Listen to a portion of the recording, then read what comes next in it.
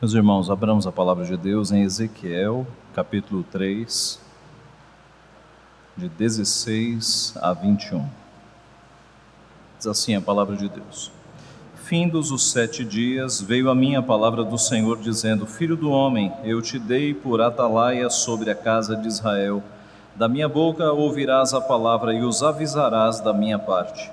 Quando eu disser ao perverso, certamente morrerás, e tu não o avisares, e nada disseres para o advertir do seu mau caminho, para lhe salvar a vida, esse perverso morrerá na sua iniquidade, mas o seu sangue da tua mão o requererei.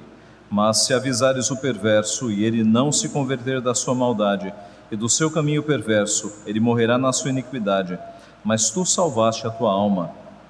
Também, quando o justo se desviar da sua justiça e fizer maldade, e eu puser diante dele um tropeço, ele morrerá, visto que não o avisaste. No seu pecado morrerá, e suas justiças que praticara não serão lembradas, mas o seu sangue da tua mão o requererei.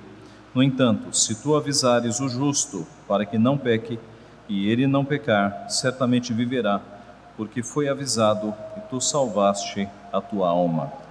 Até aqui, vamos orar mais uma vez. Santo Deus, nós te somos muito gratos pelo privilégio que temos de ter acesso direto ao Senhor por meio de Cristo Jesus e podermos, Pai, na beleza da tua santidade, te adorar, te louvar e agora receber a tua santa palavra. Pedimos que o Senhor use o teu Santo Espírito para iluminar a nossa mente, o nosso coração, aplicar a tua verdade à nossa vida, Pai. Nós sabemos da nossa limitação e sabemos do teu poder, sabemos que o Senhor pode, de fato, alimentar os nossos corações nesta noite. Confiamos apenas no Senhor, pedimos a tua graça, a tua misericórdia, para que o Senhor fale conosco nesta noite aquilo que nós precisamos ouvir, Pai. Abençoa-nos, portanto, é o que nós pedimos humildemente, em nome de Jesus. Amém. A história da família Ten Boom, da família holandesa Ten Boom, ficou registrada no livro Refúgio Secreto, que alguns de vocês já leram. A história conta o percurso daquela família evangélica que na Segunda Guerra Mundial se compadeceu de judeus que estavam fugindo da perseguição nazista, ali na invasão da Alemanha nos países vizinhos. Na medida em que judeus fugiam da perseguição nazista, essa família os recebia em casa e os acomodava num compartimento secreto que eles fizeram num dos cômodos, uma parede secreta, daí o nome Refúgio Secreto. O fato é que, passado um tempo, as investigações se estreitaram e a casa foi descoberta e a família foi presa. E as duas irmãs, a Corrie e a Betsy, foram levadas para campos de concentração.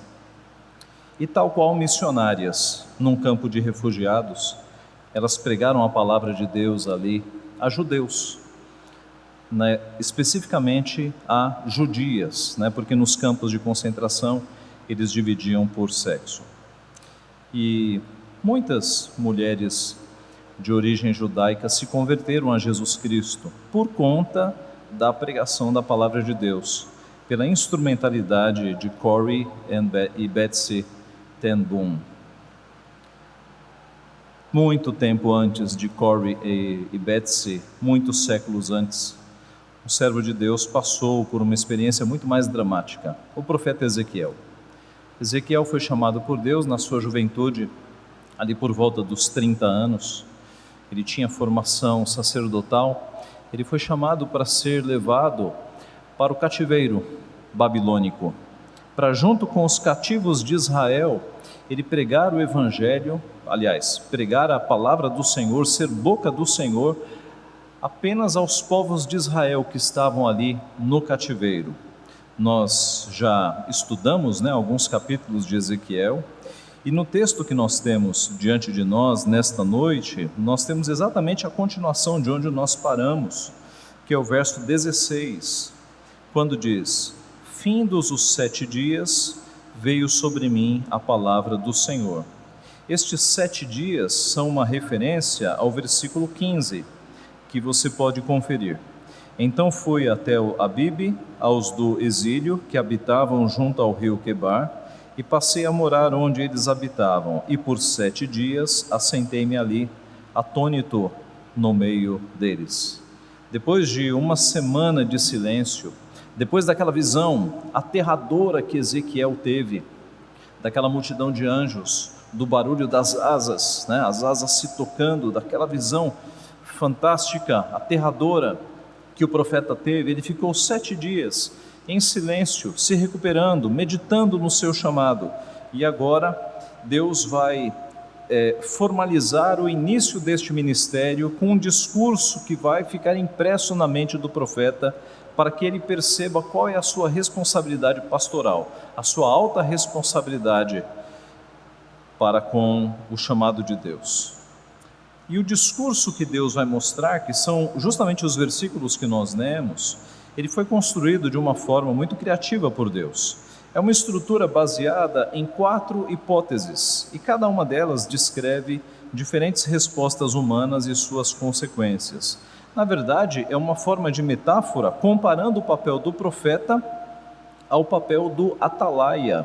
O atalaia, ou o vigia, ou a sentinela, era uma função bastante comum no Antigo Testamento, que era o vigia da cidade.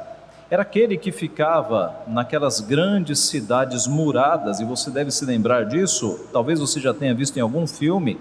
Naquela época, as cidades eram cercadas por grandes muros para a própria proteção, com portas gigantescas. Então, num período de guerra, as portas eram fechadas para que os exércitos não entrassem. E os atalaias, os vigias ou sentinelas, ficavam em cima dos muros ou em torres, que eles pudessem ter uma visão muito ampla, muito longínqua, para que, ao sinal de algum perigo vindo de longe, de algum exército chegando, de cavaleiros, eles tocassem algum tipo de alarme, que podia ser um sino, uma trombeta, uma tocha. Algum sinal era dado para que a cidade fechasse os seus portões, as suas portas e se protegesse. Então, a metáfora aqui que Deus vai usar para com Ezequiel é que o profeta é um atalaia. E qual é o perigo? O perigo é o próprio Deus. O próprio Deus se coloca como uma mensagem ameaçadora. É o próprio Deus que vai trazer a mensagem de morte. Então, Ezequiel, quando eu anunciar a morte, você avise, porque se eles morrerem sem o aviso, eu vou requerer o sangue das tuas mãos. Esta é a mensagem, este é o discurso. E esse discurso é para lembrar Ezequiel, então, de 2 missões específicas. Nós podemos pegar essas 4 partes do discurso e agrupar em 2 partes. Quais são? Primeira, avisar o perverso. Esta é uma missão muito específica. Ezequiel, você tem que avisar o perverso para que ele saia do mau caminho. Avisar o perverso para que ele saia do seu mau caminho. Verso 18 e 19. Quando eu disser ao perverso, certamente morrerás, e tu não o avisares, e nada disseres, para o advertir do seu mau caminho, para lhe salvar a vida, esse perverso morrerá na sua iniquidade, mas o seu sangue da tua mão o requererei. Deus estava mostrando a responsabilidade que estava sobre os ombros de Ezequiel. Ezequiel não poderia ser omisso. Se algum exilado morresse na ignorância quanto à lei do Senhor, a culpa seria de Ezequiel. A responsabilidade lá no exílio de ensinar a lei do Senhor, de corrigir os perversos, aqueles que estavam pecando, era de Ezequiel. Ele deveria mostrar isso ao povo. Ele não poderia ser omisso. O sangue seria requerido da sua mão. De modo contrário, verso 19, mas se avisares o perverso, e ele não se converter da sua maldade e do seu caminho perverso, ele morrerá na sua iniquidade, mas tu salvaste a tua alma. O profeta então estaria livre da culpa se tivesse avisado aquela pessoa do seu mau caminho. Lembre-se que se trata de Ezequiel, um jovem com formação sacerdotal, portanto, um profundo conhecedor da lei. No Antigo Testamento, os responsáveis por ensinar a lei de Deus ao povo eram os sacerdotes. Por quê? Porque eles eram profundos conhecedores da lei. Por quê? Porque para fazer todos aqueles sacrifícios, eles precisavam conhecer totalmente as minúcias da lei. Os sacrifícios não eram fáceis de se fazer. Havia variações para classes de pessoas. Você tinha diversos tipos de sacrifícios, e alguns sacrifícios tinham variações. Por exemplo, você tinha sacrifícios por ignorância cometidos pelo rei, sacrifícios por ignorância cometidos pelo povo, sacrifícios por ignorância cometidos pelo sacerdote, e cada tipo de sacrifício tinha um jeito diferente de ser feito. E onde é que estava isso? Estava na lei, de forma que o sacerdote, ele tinha que ser um perito na lei do Senhor, ele conhecia a lei em profundidade. Assemelha-se a um bom advogado nos nossos dias, que conhece os detalhes da lei, que tem a lei na cabeça. Assemelha-se a um bom médico, que tem os medicamentos todos na cabeça. Os sacerdotes do Antigo Testamento tinham a lei de Deus na sua cabeça, no seu coração, e por isso eles eram os responsáveis em ensinar a lei de Deus ao seu povo. E Ezequiel era um profundo conhecedor da lei do Senhor, e Deus está passando essa missão a ele deveria estar lá no cativeiro babilônico ensinando esta lei. O profeta estaria livre de culpa se tivesse avisado o perverso quando este perverso morresse no seu mau caminho. Mas, irmãos, o que esta mensagem tem a ver conosco, nós que somos um povo livre, nós que não estamos no cativeiro babilônico, nós que somos um povo da nova aliança, né? Aqui era um povo da antiga aliança. Ora, tem muito a ver. Nós estamos livres, mas muitos hoje estão aprisionados, acorrentados pelo pecado, acorrentados pelo vício, acorrentados pela idolatria.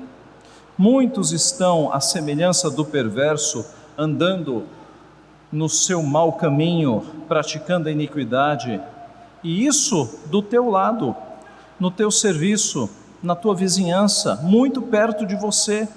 O perverso que anda no seu mau caminho está por vezes convivendo com você na mesa do seu lado, na casa do seu lado. A missão de avisar as pessoas que elas estão no caminho errado nunca foi retirada da igreja, nunca foi retirada do seu povo. Aliás, é por isso que o mundo sempre odiou e perseguiu a igreja, porque o mundo nunca aceitou ter os seus pecados confrontados. É por isso que o mundo odeia a igreja. Nosso Senhor Jesus Cristo disse, registrado em João 15, 18 e 19, se o mundo vos odeia, sabei que primeiro do que a vós outros me odiou a mim. Se vós fosseis do mundo, o mundo amaria o que era seu. Como todavia não sois do mundo, pelo contrário, dele vos escolhi, por isso o mundo vos odeia. Paulo escreveu aos Tessalonicenses, na primeira carta, capítulo 3, verso 3, a fim de que ninguém se inquiete com estas tribulações, porque vós mesmos sabeis que estamos designados para isto. Por que a igreja de Cristo foi perseguida no passado? Porque ela vivia de forma diferente e ela denunciava os pecados. O povo de Deus, os profetas no passado sempre denunciavam os pecados do povo, dos sacerdotes como sistema religioso e dos reis. Lembra-se de João Batista, quando denunciou aquele adultério? Ele morreu por conta disso. A igreja do Senhor sempre teve esta missão. Mas talvez a pergunta a ser feita deva ser outra. Talvez a pergunta deva ser: por que eu não sou perseguido? Por que, pastor, a minha vida está tão tranquila? Por que eu não tenho inimigos? Por que eu não sofro oposição na minha família? Por que eu não sofro oposição no meu emprego? Por que eu sou crente e parece que todo mundo me ama? Não há nenhuma oposição na minha vida. Talvez porque você não está testemunhando Cristo ao mundo. Talvez porque você não está mostrando ao perverso porque ele está andando no mau caminho. Talvez porque você não esteja dizendo à sua amiga: ei amiga, Deus não se agrada que você está fazendo isso. Isso é pecado, cuidado. Talvez, homem, porque você não esteja dizendo ao seu amigo: ei amigo, Deus não aceita esse caso que você está tendo extraconjugal. Deus não concorda com as coisas erradas que você está fazendo na sua vida. Deus vai cobrar isso de você e a conta vai vir cara. Deus não concorda com essas coisas erradas. Arrependa-se enquanto há tempo. Talvez você não esteja testemunhando ao mundo que você é crente e o pecado está graçando solto ao teu redor e você está convivendo tranquilamente com essas coisas. Aí você não vai ser perseguido nunca. Cristo disse, e nós acabamos de ler: se vós fosseis do mundo, o mundo amaria o que era seu. Talvez o mundo te ame porque o mundo está achando que você é um deles. Você não oferece risco nenhum, você não denuncia pecado nenhum, você parece que está numa concordância tácita com todas as coisas erradas que estão acontecendo ao seu redor. Talvez você esteja trabalhando num lugar em que as coisas estão todas erradas e você está lá quietinho, aceitando tudo de errado que está acontecendo. Você não é nenhuma ameaça. Nós já falamos aqui que programas de televisão e de rádio dão microfone para cantores, jogadores e tudo quanto são estrelas evangélicas, oferecem os microfones porque esses evangélicos são inofensivos. O máximo que eles vão falar é que Deus é amor, que Deus é Pai. Eles são inofensivos. Eles pegam aqueles microfones e dizem que Deus ama todo mundo. E aí, isso para a emissora não oferece risco nenhum. O dia que um crente de verdade pegar aquele microfone e passar o evangelho, e passar uma mensagem de arrependimento, o evangelho bem pregado, nunca mais vão dar um microfone na mão de um crente. Mas até então, são microfones dados nas mãos de crentes inofensivos, não oferecem risco nenhum para a emissora. É por isso que eles recebem o microfone. Então avalie a tua vida. Por que é que você não está sendo perseguido? Por que é que você não tem inimigos? Por que é que você não tem pessoas falando mal de você? Por que é que você não sofre oposição? Será que você tem se revelado que você é de fato crente? Será que você tem olhado ao teu redor e falado: meu colega de trabalho, tua vida está toda errada, cuidado que Deus vai pesar a mão sobre você, arrependa-se dos teus pecados, volte para os venha para os caminhos de Deus. Observe, meus irmãos, como é que você tem se portado diante dos caminhos do Senhor. Essa é a primeira mensagem que Ezequiel tinha que fazer lá no exílio, não é? Tinha que avisar o perverso. E a segunda missão era instruir o justo, verso 20 e 21. Também, quando o justo se desviar da sua justiça e fizer maldade, e eu puser diante dele um tropeço, ele morrerá, visto que não o avisaste. No seu pecado morrerá, e as suas justiças que praticara não serão lembradas, mas o seu sangue da tua mão o requererei. Deus agora vai falar do justo que se desvia dos seus caminhos. Irmãos, esse não é um texto para falar de eleição ou reprovação. No Antigo Testamento, você tem a divisão, grosso modo, de justos e ímpios, ou justos e perversos. E por vezes o justo é aquele que faz parte da igreja visível, né? É aquele que faz parte do povo de Deus. Ele é classificado como justo, mas aqui não se entra nos meandros de eleição, reprovação. O texto não foi escrito para isso. O texto foi escrito para mostrar a Ezequiel a sua responsabilidade e mostra para nós também a nossa responsabilidade de pregar o Evangelho. Este caso aqui, tudo indica, envolve uma pessoa que estava então no grupo dos justos e passa a praticar a maldade. Membro da comunidade de Israel, mas que repudia o pacto, e Deus, como castigo, coloca um tropeço, coloca uma pedra. É Deus quem coloca a pedra. E eu puser diante dele um tropeço ou uma pedra como castigo, ele morrerá, visto que não o avisaste. Então, se isto acontecer, e Ezequiel tiver falhado em comunicar a lei, Ezequiel será responsabilizado. Aquele sangue será requerido de Ezequiel. De modo contrário, no entanto, se tu avisares o justo para que não peque, e ele não pecar, certamente viverá, porque foi avisado, e tu salvaste a tua alma. Em outras palavras, Ezequiel cumprindo bem o seu ministério, ensinando a lei para aqueles exilados da Babilônia, o justo continuaria em pé, praticando a lei do Senhor. Qual é a aplicação deste ponto para nós? Nós devemos, irmãos, além de avisar o perverso, e aí falamos dos nossos relacionamentos fora da igreja, nós devemos instruir os justos, cuidar aqui dentro, e não apenas aqui entre quatro paredes, mas durante a semana, cuidar uns dos outros, cuidar dos nossos irmãos, cuidar de uns para com os outros, para que não haja quedas entre nós. Devemos instruir uns aos outros nos caminhos do Senhor. E como é que nós fazemos isso? Orando uns pelos outros, aconselhando uns aos outros.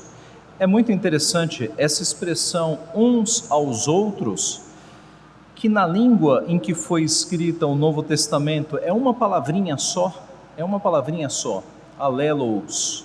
Ela aparece muitas vezes no Novo Testamento, muitas vezes. E isso é interessante porque mostra o espírito da igreja, uns aos outros, aconselhem-se uns aos outros, suportem-se uns aos outros, amem uns aos outros. Tira esse aspecto episcopal de que é o pastor que tem que aconselhar, é o pastor que tem que orar. Não, meus irmãos, a igreja é uma comunidade, é um corpo em que um cuida do outro, um aconselha o outro. Essa ideia de corpo mesmo, corpo de Cristo, né? Essa ideia de uns orando e aconselhando e cuidando uns aos outros. O Novo Testamento mostra isso. Alguns versículos, Romanos 12:10, amai-vos cordialmente uns aos outros com amor fraternal, preferindo-vos em honra uns aos outros. Romanos 15:7, portanto acolhei-vos uns aos outros, como também Cristo nos acolheu, para a glória de Deus.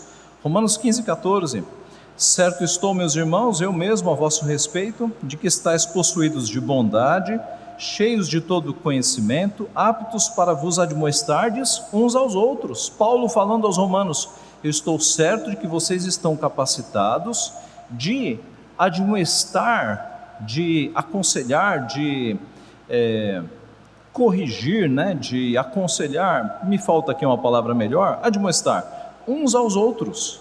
Vocês estão aptos para isso. Efésios 4:2, com toda humildade e mansidão, com longanimidade, suportando-vos uns aos outros, a ideia de dar suporte. 1 Tessalonicenses 5:11, consolai-vos, pois, uns aos outros, edificai-vos reciprocamente, é a mesma ideia de uns aos outros, né? Um crente edificando o outro crente. Então, a ideia, meus irmãos, é que a igreja é um corpo, e cada irmão cuida do outro irmão. Não espere o pastor ou os presbíteros cuidarem de todos. É um corpo, tem que haver essa reciprocidade. E nós instruímos também, faz parte deste cuidado, a repreensão. Quando um de nós está vivendo uma vida de pecado, tem que ser repreendido. E não apenas pelo conselho, o conselho é a última instância, não é? Os irmãos têm que repreender quem está numa vida de pecado. Gálatas 6:1 diz assim, irmãos, se alguém for surpreendido em alguma falta, vós que sois espirituais, corrigi-o com espírito de brandura, e guarda-te para que não sejais também tentado, levai as cargas uns dos outros, e assim cumprireis a lei de Cristo. Vou repetir, se alguém for surpreendido em alguma falta, vós que sois espirituais, corrigi-o com espírito de brandura. Tiago 5,19, meus irmãos, se algum dentre vós se desviar da verdade, e alguém o converter, sabei que aquele que converte o pecador do seu caminho errado, salvará da morte a alma dele, e cobrirá multidão de pecados. Então, meus irmãos, Ezequiel tinha essa missão lá no cativeiro, de cuidar da pregação da palavra para o povo que estava cativo, cuidando para avisar os perversos que estavam no mau caminho e também instruindo aqueles que estavam dentro do povo de Deus para que não se desviassem.